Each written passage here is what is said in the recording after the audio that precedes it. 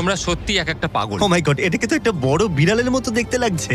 হ্যাঁ, খুব একটু দাঁড়াও। cute। আমরা চিতাকে রেসের মাঝখানে একটু ব্রেক দিয়েছি যাতে ও বেশি হাঁপিয়ে না পড়ে। আর যদি তোমরা জানতে চাও, আমরা কোলাব করেছি আমেরিকান হিউম্যান সোসাইটির সাথে, যারা এই সমস্ত প্রাণীদের সাথে আমাদের ভিডিও করতে অনুমতি দিয়েছে। আর সেই জন্য এটা করছি, কারণ বর্তমানে পৃথিবীতে ৮,০০০-এরও কম চিতা বাস করে, যে কারণে এই ভিডিও করার সময় আমরা খুব সাবধানতার সাথে এদের সাথে ব্যবহার করছি। এটাই করা উচিত।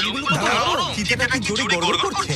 তার মানে ও আমাদের লাইক করে। মনে হচ্ছে মিমি পরের রেসের জন্য তৈরি। চলো যাওয়া যাক। যে সময়ের জন্য আমরা সবাই অপেক্ষা করছিলাম সেই মুহূর্ত অবশেষে এসে গেছে।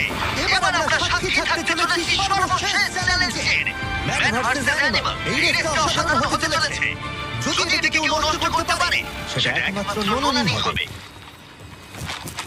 আধুনিক ইতিহাসের সবথেকে গুরুত্বপূর্ণ উত্তরটা দেওয়া যাক। একটা চিতা কি পারবে ফর্মুলা ই কারের সাথে রেস করতে? দেখা যাক। চলো রেসটা শুরু করি।